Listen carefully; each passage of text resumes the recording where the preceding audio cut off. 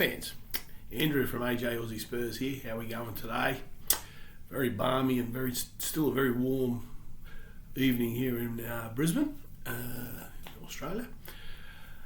I just thought I'd put a video up tonight. I did say I was going to do a bit of an Aussie update because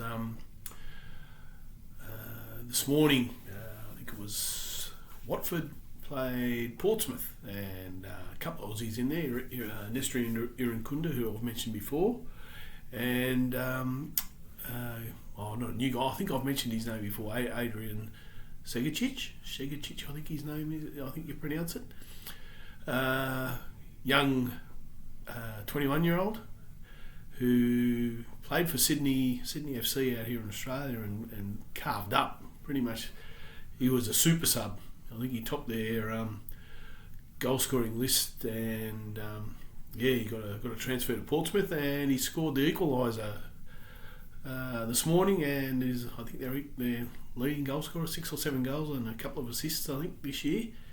So to all the Spurs fans out there that are looking for a bit of fresh talent, 21-year-old Adrian Segacic, and yeah, as I say, Nestri Irankunda, another one to keep an eye on. I know that there's a bit of angst within the Watford fans that he should be starting, because I know Nestri's been coming off the bench quite a few times, but not till late, like 10 minutes to go and all that sort of stuff. He probably needs a run of games because I think he's that type of player, confidence player, needs to have a run of games where he can just use his speed and his ability to take players on. I think he needs a bit of a run of games, which would be great. And again, I think I mentioned earlier, Alessandro Saccardi plays for Parma in the Serie A, and again, 22 I believe he is. He's a centre back. With all the rumours about Mickey wanting to go, might be something worth having a look at. And again, I hear the people say, you've got to be Premier League ready, or please, if you're going to say it, just say you need Premier League experience. If you've been smashing it up in Serie A or La Liga and all that for 2 or 3 years, are you Premier League ready already, or do you need to have Premier League experience? How do you judge that? That's the question I put to these people that say, we need to sign players that are Premier League ready, or have, like that sort of stuff. Again, I find that a bit odd. With that, you'd only have a limited amount of people. Whereas if you look at the top 5 leagues, you'll find people there that have probably been smashing it in these leagues for 2 or 3 years, 2 or 3, and they might be only young, might be 21, 22. They might be Premier League ready. We just don't know it. You probably, if you look at their stats and all that, they're probably high up in their league, and I know there's people out there that do study that, and maybe we need to look at players like that. They're not going to cost us 100 million. Again, I'll go back to what Ian said. Maybe we don't need to spend 100 million on one player. You spend 30, and 40, and get 3 very, very good players that are Premier League ready, and we don't have to go all in on one. Again, that's my bit of a rant about that. I will start off again by saying it's a very happy birthday to my son, Justin. It's his birthday today. Again, I will promote that. That's what he got me for Christmas. And if you are a Tottenham fan and you want to know about the history and whatnot of the club through newspapers, I highly recommend, if you've got a person who is a Tottenham fan or all for yourself, it's through, again, historic newspapers, and you can get it specifically for the person you want to send it to. And I've just read the first probably 20 pages, and it is a fascinating read about the history of Spurs and what they've done through the years, and I haven't got to. I'd love to know when the Tadea is to do because mental blank.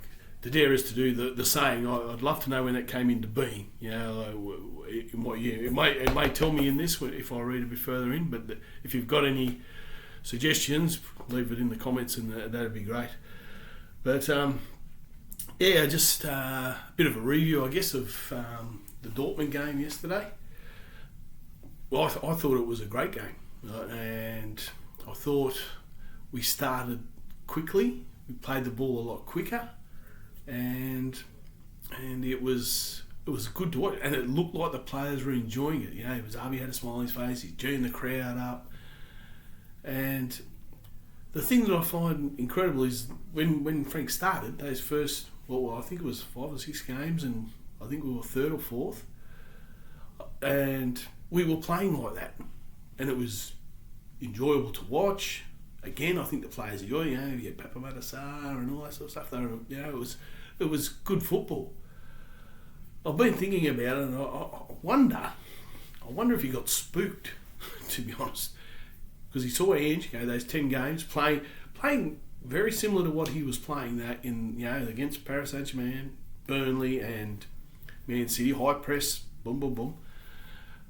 And I just wonder if he got spooked because Ange went 10 games and then just fell off a cliff, for 18 months. Let's be honest. And as I say, I put my hands up. I'm a big Ange fan, but I just wonder if he went, oh, geez, I can't do that because what happened last time? Unfortunately, with our injury toll the way it is, it hasn't helped.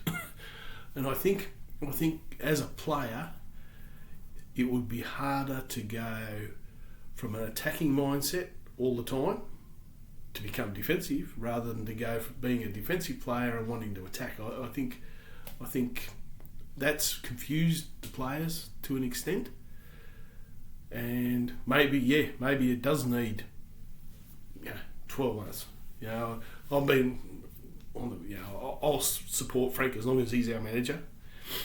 I get frustrated watching. Absolutely, I get frustrated watching. But I think he needs to see this. He had the blueprint, PSG, in the Super Cup. Yes, admittedly, PSG had only, what was it, 1 week back from the World Club Cup, World Cup Club, whatever it is, and they weren't 100%. But we played them off the park for the first 85 minutes of that game, and we played Manchester City. We pressed and we played them, pretty much off the park. And Burnley, we scored 3, I think it was. And I just wonder if he got spooked, think, oh, Jesus, this is what Ange did, and look at that. And then they fell off a cliff. So he thought, I better drag it back and be a bit more pragmatic. And it hasn't helped with the injuries because we've still got heaps. But, and as I say, I think it's harder for the players to go from attack-mindedness to defence-mindedness. And maybe it does need time. I still believe that the Burnley game will be a crunch game. That'll be, I think, what Paul Aussie calls it, the golden ticket game, but a golden ticket game for Thomas Frank. Maybe not for the team, but for Thomas Frank. And you want to hope, obviously we'll get Gallagher back, and we've lost Bergvall. So that'd be just pretty much a straight swap. We'll get Tell back. I'd take Mwani out, even though he only come on as a sub. So maybe Spence can rest for this game and be available for Eintracht, or we rest the doggy. Spence goes back to left fullback and Tell goes up on the left. Which is, it's not too much of a rejig, which I think that's been the problem too, is we've had too many rejigs and players are not used to playing with it. Whereas I think, having Gallagher there with Gray would be not so much of a change. And they've got to play start the same. I think that's all. The big key is that the way they start. If they start as positively and as quickly and with speed like they did against Dortmund, Burnley are going to be in trouble. absolutely, I think they'll be in trouble. We did take the foot off the gas in the second half, and again, that could be lack of numbers and conserve energy. I can understand that. A lot of people saying, "Oh, it was bad," but and I heard that from a couple of other things too. And thinking about it, that's probably an absolute way that he's thought. In saying that, if the worst happens and we do get beat, which I don't think we will. I think I'm hoping that this is the blueprint and the turning point for the season. But he could be under pressure if a draw or an ugly even an ugly win might not be enough. And that's why, as I've said in previous videos, that's why I think they hired a higher profile assistant and part of the old ENIC plan, which I won't go over again because I don't know how many people believe it, but I still think that's it. So it's going to be an interesting couple of weeks, and it's good that I thought I read that we couldn't get knocked out of the top 8, but then I looked at there's a lot of teams on so many points, and if they have a win, we might go out. But as you see, the research I've done is top notch. But if we get into that top 8, could be 17th in the Champions League. But it's just trying to get the rotation of our mind and no players in. I can't believe that we have got one player, sold one player, bought one player. What's happened to Sousa, the left fullback? Haven't seen hide nor hair of him since he got announced that we'd signed him. I don't know where he is. He's on the slow boat from China.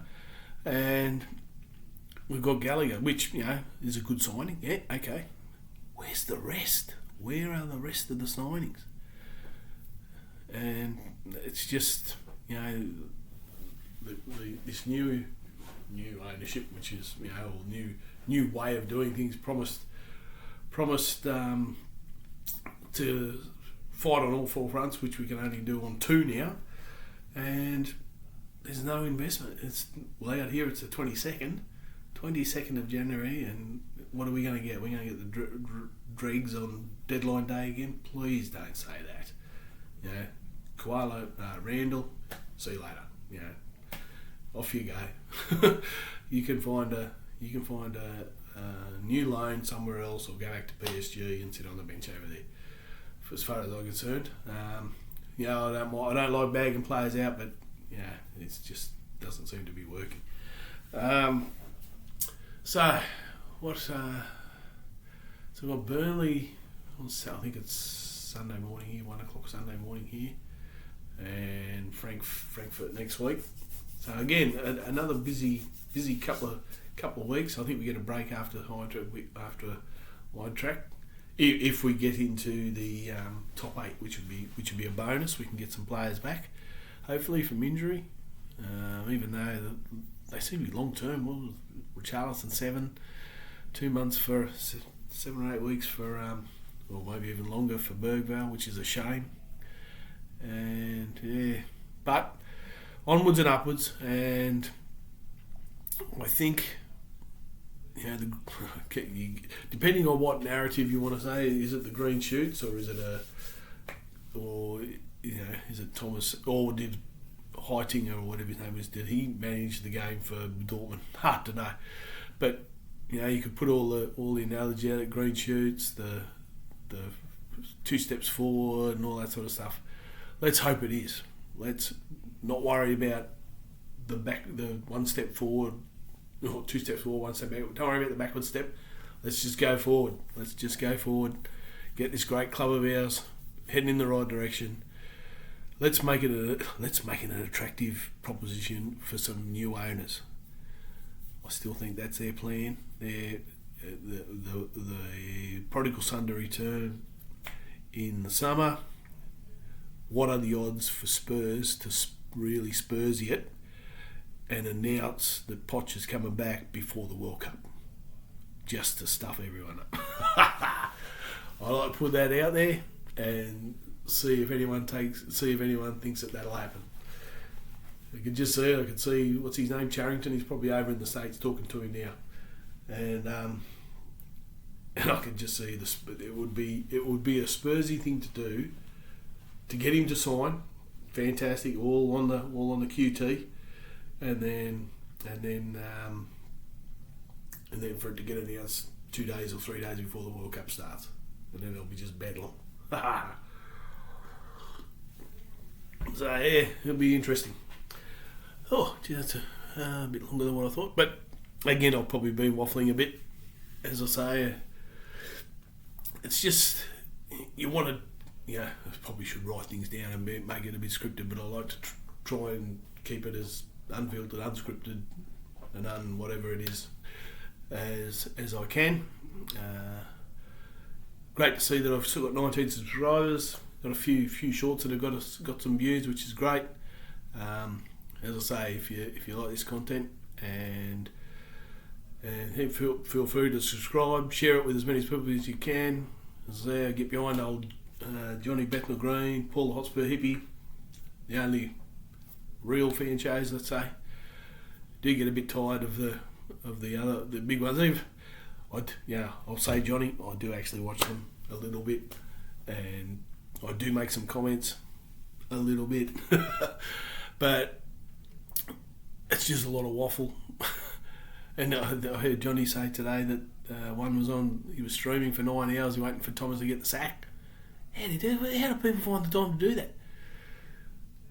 That blows my mind. And the thing is, like, if everything was running smoothly, they'd only have to put out 2 or 3 bits of content a week. Preview, review, and that's about it. Because there's so much drama going on, they love it. They just pound it out.